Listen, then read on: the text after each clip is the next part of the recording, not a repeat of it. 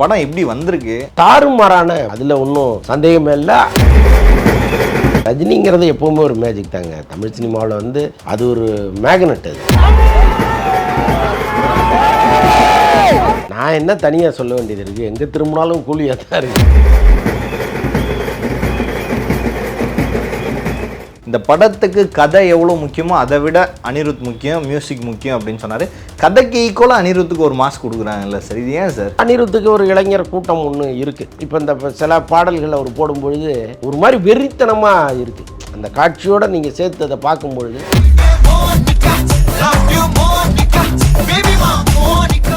லோகேஷ் கனகராஜ் ரஜினி இணைகிற படம். இதில் வந்து முக்கியமான நடிகர்கள் இப்போ அமீர் கான் இருக்கார், நாகார்ஜுனா இருக்கார், சத்யராஜ் இருக்கார். இந்த எல்சியூ இந்த படத்தில் இருக்கா இல்லையா? கூலிக்குள்ளே எல்சியூ இருக்கா இல்லை? எல்சியூவில் இந்த யார் இந்த கேமியோ? இந்த கேமியோவுக்கு பயங்கர சிக்கலாக இருக்குது சார். யார் சார் இந்த கேமியோ? நாகார்ஜுனா அவர்கள், அதாவது லோகேஷ் கனகராஜ் அவர்கள் எடுக்கும்போது அவரோட வில்லன் எல்லாருமே தனித்துவமாக இருப்பாங்க. வில்லனுக்குன்னு தனியாகவே ஒரு ரோல் பிளே பயங்கரமாக எழுதுவாப்புல. அந்த வகையில் நாகார்ஜுனா அவர்கள் ஏன் வில்லனாக சூஸ் பண்ணணும் இந்த படத்துக்கு? அதுக்கு நாகார்ஜுனா எப்படி ஒத்துக்கிட்டாருங்க? அவருக்கு தான் பெரிய ரோல், ரஜினிக்கு ஒரு இணையான ஒரு ரோலாக கொடுத்துருக்காங்க.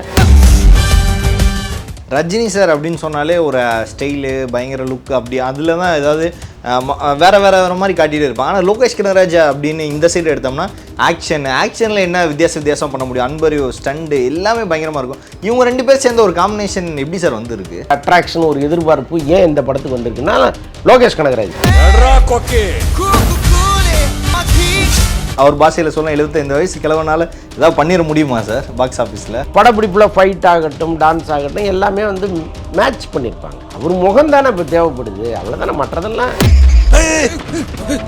இந்த டிக்கெட் புக்கிங்லாம் வச்சு பார்க்கும்போது அது இந்த 1000 கோடின்ற தமிழ் சினிமாவுக்கு ஒரு கனவாகவே இருக்குது, லட்சியமாக இருக்குது. இதுவரைக்கும் தமிழ் சினிமாவில் ஒரு 1000 கோடி அடிக்கலை. அது இந்த தடவை நிறைவேறுமா சார்? பிரைம் 9 தமிழ் நேயர்கள் அனைவருக்கும் வணக்கம். இன்றைய நமது நேர்காணல் நம்முடன் இணைந்திருப்போர் மூத்த பத்திரிகையாளர் திரு அந்தணன் அவர்கள். சார் வணக்கம். வணக்கம்.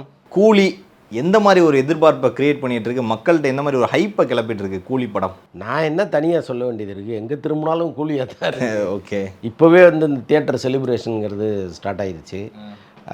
அதான் நீங்கள் பார்த்தா தெரியும், இந்த எப்பெல்லாம் வந்து இந்த மாதிரி பெரிய படங்கள் வருதோ அப்போ வந்து ஆட்டோமேட்டிக்காகவே டிக்கெட் விலை அவ்வளோ விற்கிது, இவ்வளோ விற்கிதுன்னு ஒரு பிரச்சனை ஒன்று ஸ்டார்ட் ஆகும். அதுலேருந்தே தெரிஞ்சுக்கலாம் அந்த படத்துக்கு எவ்வளோ பெரிய வரவேற்பு இருக்குது அப்படின்னு. இப்போ இந்த படத்துக்கு வந்து 3000 ரூபாய்க்கிட்ட டிக்கெட் விலை போகுதுங்கிறாங்க. அப்படின்னா யோசிச்சுங்களா, அதை கொடுத்து வாங்குறதுக்கு அவ்வளோ பேர் முண்டி அடிச்சுட்டு நிற்கிறாங்கன்னா இந்த படத்தின் மீது அவங்களுக்கு எவ்வளோ பெரிய நம்பிக்கை இருக்குது, ஆர்வம் இருக்குதுன்னு தெரிஞ்சுக்க வேண்டியது. அவரே பல மேடைகளில் சொல்லுவார் சார், ஒரு 75 வயசு கிழவனால் என்ன பண்ணிட முடியணும் அப்படின்னு. ஆனால் இந்த தடவை அந்த பாக்ஸ் ஆஃபீஸில் இந்த 75 வயசு அவர் பாஷையில் சொல்ல 75 வயசு கிழவனால் ஏதாவது பண்ணிட முடியுமா சார் பாக்ஸ் ஆஃபீஸில்? நீங்கள் அதெல்லாம் ஒன்று, ரஜினிங்கிறது எப்போவுமே ஒரு மேஜிக் தாங்க. தமிழ் சினிமாவில் வந்து அது ஒரு மேக்னெட். அது ரஜினிங்கிறது, அதற்கான கூட்டம், அதற்கான எதிர்பார்ப்பு எல்லாமே இன்னும் 10 வருஷம் ஆனாலும் இங்கே இருக்கும். ஏன்னா அவருக்கு வந்து ஏஜ் தான் ஒரு நம்பர் தான். அது அவரை பொறுத்தளவுக்கு நீங்கள் எங்கே பார்த்தாலும் அவர் ஏதோ சோர்ந்து அப்படியே வந்து உட்கார்ந்துருந்து நீங்கள் அப்படிலாம் பார்த்துருக்கீங்களா? கிடையாது.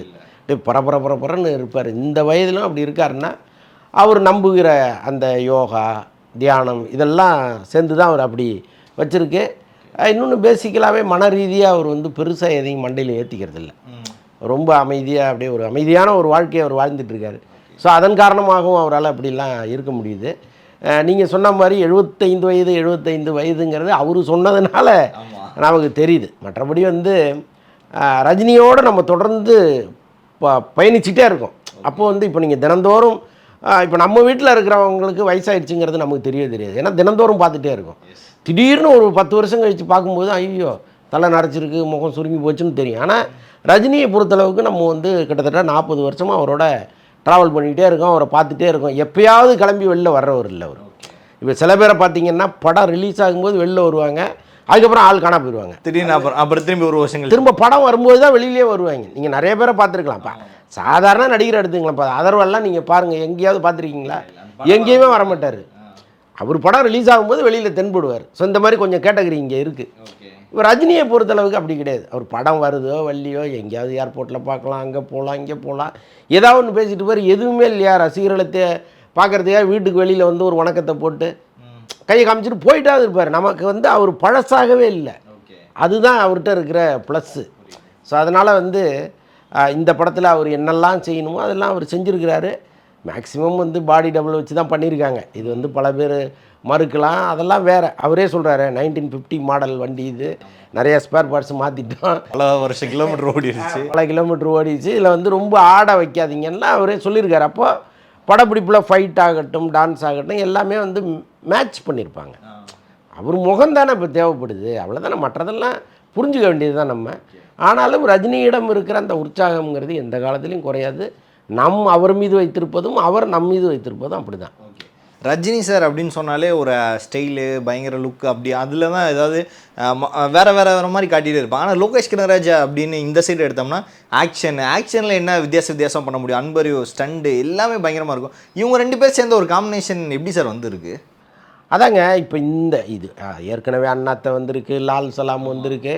அதுக்கெல்லாம் இல்லாத ஒரு அட்ராக்ஷன், ஒரு எதிர்பார்ப்பு ஏன் இந்த படத்துக்கு வந்திருக்குன்னா லோகேஷ் கனகராஜ் தான். இப்போ லோகேஷ் கனகராஜ் ரஜினி இணைகிற படம். இதில் வந்து முக்கியமான நடிகர்கள், இப்போ அமீர் கான் இருக்கார், நாகார்ஜுனா இருக்கார், சத்யராஜ் இருக்கார். இப்போ சத்யராஜ் ரஜினியும் ஒரு காலத்துலேயும் சேர மாட்டாங்கங்கிற அளவுக்கு தான் இருந்துச்சு. ஆனால் அவரும் கொஞ்சம் இறங்கி வந்து இந்த படத்தில் நடிக்கிறாரு. ஸோ இப்படி நம்ம எதிர்பாராத ஒரு காம்பினேஷன் இந்த படத்துக்குள்ளே இருக்குது. உபேந்திரா இருக்கார். அப்போ இதெல்லாம் சேர்த்து அந்த படத்துக்கு ஒரு ஹைப் ஒன்று வரும் இல்லையா, அதெல்லாம் சேர்ந்து தான் இது. ஓகே. ஏன்னா இதில் யார் நடிக்கவே மாட்டாங்க, நடிக்க வைக்க முடியாதோ அவங்க எல்லாம் நடிச்சிருக்காங்க சார். அப்படின்னா இங்கே வந்து கதை மேலையா இல்லை எதில் இவ்வளோ ஸ்ட்ராங்காக இருக்கிறாங்க? ஏன்னா சத்யராஜ் வந்து வாழ்க்கையில் எவ்வளோ பணம் கொடுத்தாலும் நடிக்கவே மாட்டேன்னு சொன்னவர், அவர் நடிச்சிருக்காரு. நாகார்ஜுனா அவர்கிட்ட இல்லாத பணம் இல்லைன்னு ரஜினி சாரே மேடையில் சொல்லியிருக்காரு, அவர் நடிச்சிருக்காரு. எப்படி சார் இவங்க எல்லாரும் கன்வின்ஸ் பண்ணி இதில் நடிக்க வச்சாங்க? இல்லைங்க, அவங்களுக்கு நடிப்பு தொழில் தானே. ஆனால் இருந்தால் ரஜினி சார் கூட சத்யராஜ் சார் தான் நடித்து பல வருஷம் ஆச்சு சார். இல்லை, அதுக்கு என்ன காரணம் அப்படின்னா சத்யராஜ் வந்து என் படத்தில் அவர் வில்லனா நடிப்பாரா? அவர் படத்தில் வில்லனா நடிக்க என்ன கூப்பிட்றீங்கல்ல, நான் ஹீரோவாக தான் நான் நடிச்சுக்கிட்டு இருக்கேன். இன்னும் இப்போ போய் நான் ஒருவேளை வந்து அவுட் ஆஃப் ஃபோக்கஸ் ஆகி இவர் அவ்வளோதான் வில்லன் அப்பா கேரக்டர் தான் நடிக்கணும்னு சொல்கிற நிலமையில் நீங்கள் கூப்பிட்டீங்கன்னா ஓகே. நானே ஹீரோவாக நடிச்சிட்ருக்கேன் சிவாஜி டைமில். இப்போ நீங்கள் வந்து வில்லனாக கூப்பிட்றதுங்கிறது என்னை அவமதிப்பது மாதிரியான விஷயம்னு அவர் எடுத்துக்கிட்டார். ஸோ அதன் காரணமாக தான் வந்து அவர் ஏட்டிக்கு போட்டியாக ஒரு பதிலை சொல்லி அனுப்பிச்சி விட்டார். அப்புறம் வந்து நடுவில் வேறு ஒரு முறை போய் வேறு படத்துக்கு அப்ரோச் பண்ணும்போது கூட அப்போ அவர் என்ன சொன்னார்னா, ரஜினிக்கு ஒரு பஞ்ச் டைலாக் வச்சிங்கன்னா எனக்கு ஒன்று நீங்கள் வைங்க. இப்போ அவர் ஒரு தடவை சொன்னால் 100 தடவை சொன்ன மாதிரின்னு அவர் சொன்னார்னா, நான் அதே மாதிரி வந்து நான் அது என்ன ஜெராக்ஸ் மிஷினா இல்லை நாக்கான்னு நான் கேட்பேன் அப்படின்னு அவர் சொன்னார். ஸோ இந்த மாதிரி விஷயங்கள்லாம் அவங்க 2 பேருக்குள்ளே ஒரு முரண்பாடு இருந்துச்சு. ஆனாலும் ஒரு கட்டத்தில் இறங்கி வந்து தானேங்க ஆகணும், மனசு பக்குவமாயிட்டே இருக்கும். இப்போ சத்யராஜே ஒரு கணம் உட்காந்து யோசிப்பார்ல, நாம் ஏன் அவரை வந்து தொடர்ந்து வெறுக்கிறோம், ஏன் சண்டை போடுறோம், அவரும் நம்மளோட ஒரு சக நடிகர் தானே அப்படின்னு நினைப்பார்ல. அப்போ ஆட்டோமேட்டிக்காக அவரும் இறங்கி வர்றாரு. ரஜினி ஒருபோதும் சத்யராஜை எங்கேயும் வந்து அவமரியாதை பண்ணியோ எதிர்த்து பேசியோ கிடையாது. அவர் வந்து ரைட்டு, அது அவர் சுபாவம், பேசிட்டு போகிறாருன்னு கடந்து போகிறவர் தான் ரஜினி. இப்போ அந்த மேடையிலே என்ன சொல்கிறாரு, சித்தாந்த ரீதியாக அவருக்கு ஒரு கருத்து இருக்குது, எனக்கு ஒரு கருத்து இருக்குது, மற்றபடி தனிப்பட்ட சண்டை இல்லைன்னு அவர் மேடையில் சொல்கிறாரு. ஸோ அதெல்லாம் பெருந்தன்மை தான். நாகார்ஜுனா அவர்கள், அதாவது லோகேஷ் கனகராஜ் அவர்கள் எடுக்கும்போது அவரோட வில்லன் எல்லாருமே தனித்துவமாக இருப்பாங்க. ஃபஸ்ட்டு படம் கைதி அர்ஜுன் தாஸ், அதுக்கப்புறம் மாஸ்டரில் வந்து விஜய் சேதுபதி அவர்கள் வில்லனுக்குன்னு தனியாகவே ஒரு ரோல் பிளே பயங்கரமாக எழுதுவாப்புல. அந்த வகையில் நாகார்ஜுனா அவர்கள் ஏன் வில்லனை சூஸ் பண்ணணும் இந்த படத்துக்கு? அதுக்கு நாகார்ஜுனா எப்படி ஒத்துக்கிட்டு அதுக்கு மேலே கேள்வியாக இருக்குது. ஏன்னா இப்போ அவர் இந்த படத்தில் வந்து ரொம்ப ப்ராமினெண்ட்டாக அதை பண்ணியிருக்காரு. அவருக்கு தான் பெரிய ரோல், ரஜினிக்கு ஒரு இணையான ஒரு ரோலாக கொடுத்துருக்காங்க.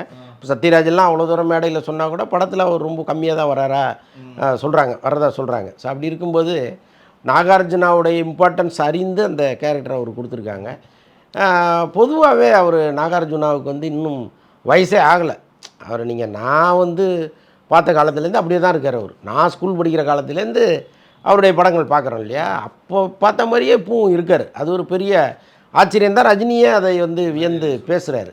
இப்போ அவருக்கு வந்து ஒரு வில்லனிக் ரோல் கொடுக்கறது, அதை அவர் அக்செப்ட் பண்ணுறதுங்கிறது தான் அது நிச்சயமாக வந்து ரஜினிக்காக ஒரு பக்கம் இருந்தால் கூட லோகேஷ் கனகராஜுக்காகவும் இருக்கும். ஏன்னா இப்போ இன்றைக்கி இந்தியா முழுக்க லோகேஷ் கனகராஜ் மீது ஒரு பெரிய மரியாதை வச்சுருக்காங்க எல்லா ஆர்டிஸ்ட்டுமே. அது காரணம் என்னென்னா, தொடர் வெற்றி ஒரு பக்கம், இன்னொன்று ஒரு பெரிய கமலஹாசன் மாதிரி ஒரு பெரிய நடிகரை வச்சு அவ்வளோ பெரிய கலெக்ஷனை எடுத்தது. ஸோ அதெல்லாம் வந்து அவங்களுக்கு தெரியும் இல்லையா. ஸோ அதுதான் டேரக்டர்ஸோ அசிஸ்டன்ட் டேரக்டர்ஸோ இவங்க சைட்லேருந்து உங்களுக்கு கண்டிப்பாக ஒரு ஒப்பீனியன் வந்திருக்கும். இந்த படம் எப்படி வந்திருக்கு, என்ன மாதிரி ஒரு அது என்னென்னா, அந்த மாதிரி கருத்துக்களை நம்ம எடுத்துக்க முடியாது. ஏன்னா சில பேர் அந்த படம் ஆகா ஓகோன்னு சொல்லுவாங்க. நம்ம லால் சலாமே அப்படி சொன்னவங்களாம் நம்ம பார்த்துருக்கோம். சில பேர் வந்து சார் அதெல்லாம் ஒன்றுமே இல்லை சார்பாங்க. அது தனிப்பட்ட கருத்தாக இருக்கும். ஆனால் இது கேள்விப்பட்ட வரைக்கும் கேள்விப்பட்ட வரைக்கும் ஒன் டைம் வாட்சபிள்னு தான் சொல்கிறாங்க. ஓகே. ரஜினி சாருக்காக ஒன் டைம் வாட்சபிளா இல்லை கதைக்காகவா? மொத்தமாகவே அந்த படம் வந்து ஒன் டைம் வாட்சபிள் தான் சொல்கிறாங்க. இங்கிட்ட அனிருத் அவர்கள் அதாவது மேடையில் பேசும்போது ஒரு விஷயம் குறிப்பிட்டார். என்ன அப்படின்னா இந்த படத்துக்கு கதை எவ்வளோ முக்கியமோ அதை விட அனிருத் முக்கியம், மியூசிக் முக்கியம் அப்படின்னு சொன்னார். கதைக்கு ஈக்குவலாக அனிருத்துக்கு ஒரு மாஸ் கொடுக்குறாங்கல்ல சார், இது ஏன் சார்? இல்லை, அதுக்கு ஒரு காரணம் வந்து நம்ம வீட்டு பிள்ளைங்கிறது. இப்போ ரஜினியை பொறுத்தளவுக்கு அவர் தான் அனிருத்தை மார்க்கெட்டிங் பண்ணி ஆகணும். இன்னொன்று வந்து அனிருத்துக்கு ஒரு இளைஞர் கூட்டம் ஒன்று இருக்குது. அந்த இசையில் வந்து ஒரே இரைச்சல் தான் அதிகமாக இருக்குது, ஒரே கேட்ட மியூசிக்கே கேட்ட மாதிரி தான் இருக்குன்னா கூட அதுக்கு அவங்க வந்து சில லாஜிக்ஸ் வச்சுருக்காங்க. இதைத்தான் விரும்புகிறாங்க அப்படிம்பாங்க. இன்றைக்கி இருக்கிற இளைஞர்களுடைய தாட்ஸு இப்படி தான் இருக்குது அப்படின்னு சொல்லுவாங்க. அப்படிலாம் இல்லைங்கிறது வேறு. மெலடியை ரசிக்கிற கூட்டம் தான் இங்கே நிறையா இருக்குது. நீங்கள் இன்ஸ்டாவிலலாம் போய் பார்த்தீங்கன்னா இரைச்சலை கொண்டாடுவதை விட நல்ல பாடல்களுக்கு ஆடுறவங்கள தான் நம்ம நிறைய பேர் பார்க்குறோம். ஸோ அப்படி இருக்கும்போது இவங்க ஒரு மித்து ஒன்று வச்சுருக்காங்க, இதுதான் அப்படின்னு. ரஜினியை பொறுத்தளவுக்கு வேறு வழி இல்லை. அவர் வீட்டு பிள்ளைய அவர் வந்து பல இடங்களில் ப்ரொமோட் பண்ணதான். அவர் ஏஆர் ரகுமானும் இளையராஜாவும் கலந்த கலவைன்லாம் அவர் சொல்லியிருக்காரு. ஸோ அதை விட அதிகமாக என்னத்தை சொல்ல முடியும்? ஆமாம். அனிருத், லோகேஷ் கனகராஜ், விஜய் அவர்கள் 2 படம் மாஸ்டர், லியோ 2மே பயங்கர ஹிட்டு சார். இந்த காம்போ வந்து ரஜினி அவர்களுக்கு எடுபடுன்னு நினைக்கிறீங்களா? அனிருத், லோகேஷ், ரஜினி அவர்கள்லாம் அது எப்படி எடுபடாமல் போகும்?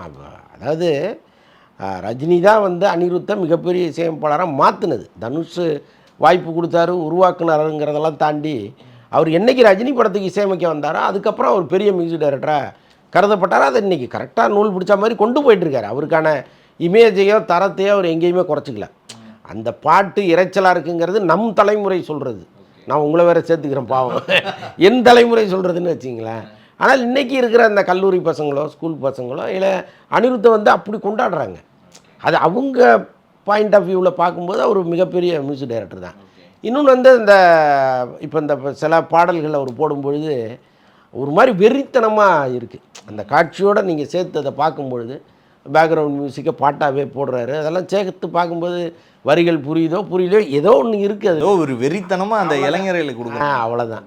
இந்த எல்சியூ இந்த படத்தில் இருக்கா இல்லையா? கூலிக்குள்ளே எல்சியூ இருக்கா இல்லை? எல்சியூவில் இந்த யார் இந்த கேமியோ? இந்த கேமியோக்கே பயங்கர சிக்கலாக இருக்குது சார். யார் சார் இந்த கேமியோ? இந்த கேமியோ கேரக்டர் யாருங்கிறத ரஜினியை மேடையில் சொல்லிட்டார் அமீர் கான்ட்டு. அதை தாண்டி வேறு கேமியோ யாருமே இல்லைங்கிறது தான் நாம் விசாரித்த வரைக்கும். திடீர்னு வந்து இந்த திரையுலகத்தில் ஒரு சில முக்கியமானவர்கள் என்ன சொல்கிறாங்கன்னா கலாநிதி மாறன் ஒரு காட்சியில் வந்துட்டு போகிறாருங்கிறாங்க. பட் அது விசாரித்தா அதுவும் இல்லைங்கிற மாதிரி தான் இப்போ ஃபைனலாக தகவல் வரும். பட் இந்த படம் எல்சியூ தானா ஃபுல் அண்ட் ஃபுல்? இல்லை, கிடையாது. இந்த கதையை லோகேஷ் கனகராஜ் ரஜினிகிட்ட சொல்லும் பொழுதே இதில் எல்சியூ வேண்டான்னு தான் ரஜினி சொல்லியிருந்தார்.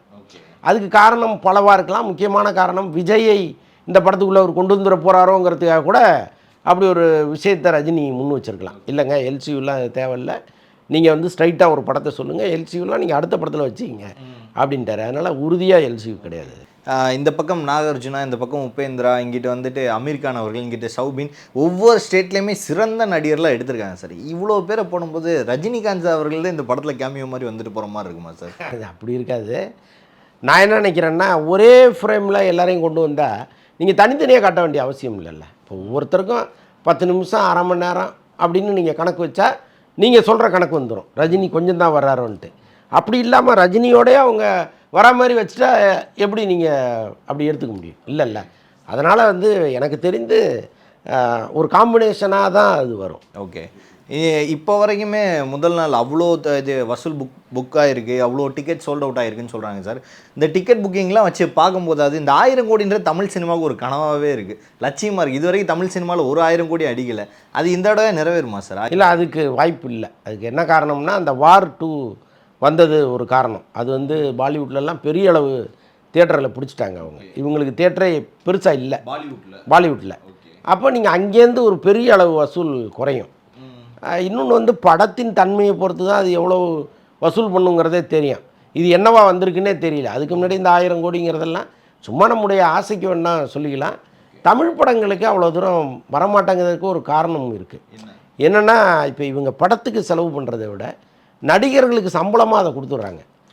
இப்போ இந்த படத்துக்கு இவ்வளோ தான் பிஸ்னஸ்னு ஒரு கணக்கு இருக்குது. அதை தாண்டி கொஞ்சம் முன்ன செலவு பண்ணலாம். இல்லை பெருமளவு கொண்டு போய் நடிகர்களுக்கு சம்பளமாக கொடுத்துட்டிங்கன்னா ஒரு 25% தான் படத்துக்குள்ளேயே போடுறாங்க. பட் இது வந்து கன்னடா இண்டஸ்ட்ரிலையோ அல்லது வந்து தெலுங்குலேயோ கிடையாது. அங்கே அவங்க என்ன பண்ணுறாங்கன்னா, ஃபைனலாக எனக்கு பிஸ்னஸ் பண்ணிவிட்டு அதுலேருந்து வர்ற ப்ராஃபிட் ஷேர் கொடுங்க, அது வரைக்கும் வந்து படத்துக்கு செலவு பண்ணுங்கன்றாங்க. அப்போ அந்த கிராண்டியர் வந்து படத்தில் தெரியுது. இங்கே அதுக்கு வாய்ப்பு இல்லை. மொத்த காசையும் இவங்க வாங்கிட்ட பிறகு ஸ்க்ரீனில் என்னத்தை போடுது? நடிகர்களுக்கே அதிகமாக போட்டாங்க. அப்போ பார்க்குறவன் வந்து அப்படி பிரமிக்க மாட்டான். அது 1000 கோடி நோக்கி போகிறதுக்கு வாய்ப்பு இல்லை. கேள்விப்பட்ட வரைக்கும் இந்த 4 நாட்கள் டிக்கெட் புக்கிங் எப்படி சார் இருக்குது? எனக்கு ஃபிகராக தெரியல, தாறுமாறான புக்கிங். அதில் ஒன்றும் சந்தேகமே இல்லை.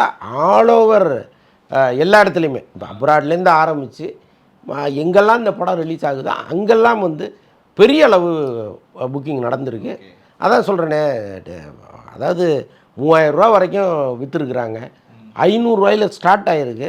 சில இடங்களில் தான் ரொம்ப ரேராக 200 ரூபா, ரொம்ப ரேராக. பாக்கி எல்லா இடத்துலையுமே 500 ரூபா. பெரிய பெரிய நகரங்களில் இப்போ சென்னை, மதுரை, கோவை, தஞ்சாவூர், திருச்சி இந்த மாதிரி நகர்ப்புறங்களில் தியேட்டரில் கட்டாயமாக 500 ரூபா டிக்கெட்டு. நீங்கள் எங்கே வேணாலும் உட்காந்துக்கோ, ஃப்ளாட்டாக 500 ரூபா 9 மணி காட்சி. அதுக்கப்புறம் வந்து நார்மலைஸ் ஆகிடுதுன்னு வச்சுங்களேன். இந்த 9 மணி காட்சிக்கு அவ்வளோ பெரிய தொகை. ஏன்னா ரஜினிகாந்த் அவர்கள் படங்களுக்கு வந்து எப்போதுமே ஒரு ப்ரொமோஷன் இருக்கும். ஆனால் கூலிக்கு வந்து ஒரு 4 நாட்கள் லீவுனா 4 நாட்களுமே ஒரு ஆர்கானிக் ப்ரொமோஷன் வந்துருச்சா, இல்லை இவங்களோ ப்ரமோட் பண்ணதா சார்? இல்லைங்க, ஆர்கானிக்காகவே வந்துருச்சு. நீங்கள் அதுக்கு வந்து இந்த படத்தினுடைய முன்னோட்ட காட்சிகள் அதெல்லாம் ஒரு பெரிய காரணம்தான். இன்னொன்று அதையெல்லாம் தாண்டி ரஜினி இந்த ஆடியோ லான்ச்சில் இந்த ஃபங்க்ஷனில் பேசுனது, ஆடியோ லான்ச்சுன்னு சொல்ல முடியாது, இந்த ப்ரொமோஷனல் ஃபங்க்ஷனில் அவர் பேசுனது பெரிய அளவு மக்களை ஈர்த்துருக்கு. ஸோ அதுவும் ஒரு காரணம். தலைவரை பார்க்கணுன்னே வருவாங்க, கட்டாயமாக வருவாங்கள்ல. பல்வேறு கேள்விகளுக்கு பதில் தமைக்காக மிக்க நன்றி சார். நன்றி.